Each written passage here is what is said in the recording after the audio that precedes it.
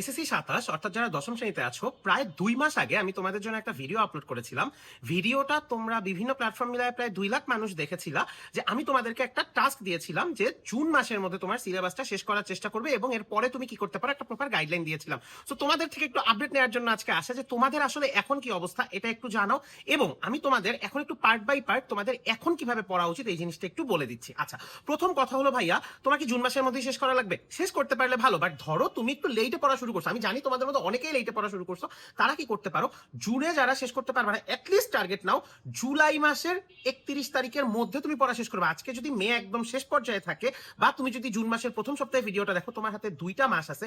এই 2টা মাস আবার সেই সেম কথা, একটা নোটবুক নাও, নোটবুকে এক পেজে লেখো তুমি কি কি পারো, এক পেজে কি কি পারো না, অথবা প্রতিটা পেজ পার সাবজেক্টের জন্য যে এই সাবজেক্টে তুমি কি পারো এবং কি পারো না এই জিনিসটা একটু তাড়াতাড়ি লিখে ফেলো। এখন এরপর তুমি তাহলে বুঝবা যে তোমার কতটুকু কি বাকি, যেগুলো একটু বেশি বাকি সেগুলোতে ফোকাস দিবা। প্রতিদিন 2টা করে সাবজেক্ট পড়ার চেষ্টা করবা। তুমি কি করবা যে তুমি জেনারেলি 2টা সায়েন্সের সাবজেক্ট আর একটা জেনারেল সাবজেক্ট রাখার চেষ্টা করবা।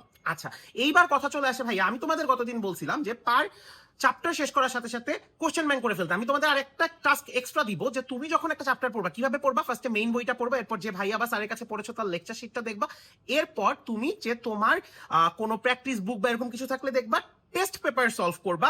এক একটা চ্যাপ্টারের, বিশেষ করে সায়েন্সের সাবজেক্টগুলোর ক্ষেত্রে এক একটা চ্যাপ্টারের ক্ষেত্রে তুমি কমপক্ষে 15 থেকে 20টা সিকিউ যদি সলভ করতে পারো একটা চ্যাপ্টার শেষে, সুন্দর মতো সবকিছু হয়ে যাবে। আর এমসিকিউ মোটামুটি যদি 50টার মতো দেখতে পারো, যেহেতু এখনো তোমাদের হাতে মাশাআল্লাহ অনেক সময় আছে, সো এতটুকু দেখার জন্য আর কি। সো তাইলে দেখবা তোমার সিলেবাস খুব সুন্দরভাবে শেষ হয়ে যাচ্ছে। এখন সাথে একটা জিনিস এক্সট্রা অ্যাড করবো, সেটা হলো প্রতিটা চ্যাপ্টারের শেষে একটু বা প্রতিদিন ডেডিকেটেড 1 থেকে 1.5 ঘন্টা সিকিউ এমসিকিউ প্র্যাকটিসের জন্য সময় রাখো। তাইলে দেখবা তোমার পরীক্ষার প্রিপারেশন খুব সুন্দর হবে। ঠিক আছে? আচ্ছা, এখন আসি আমি তোমাদেরকে কি হেল্প করতে পারি। তার আগে ভাইয়া, প্রতিদিন কতক্ষণ পড়তে হবে? এখনো কথা সেম ভাইয়া, তুমি যদি 6 থেকে 7 ঘন্টা, ভাইয়া খুব বেশি কিন্তু বলি নাই, 6 থেকে 7 ঘন্টা যদি মনোযোগ দিয়ে পড়তে পারো, তোমার সিলেবাস খুব সুন্দর মতো শেষ হবে। এবার আমি কি সাহায্য করতে পারি?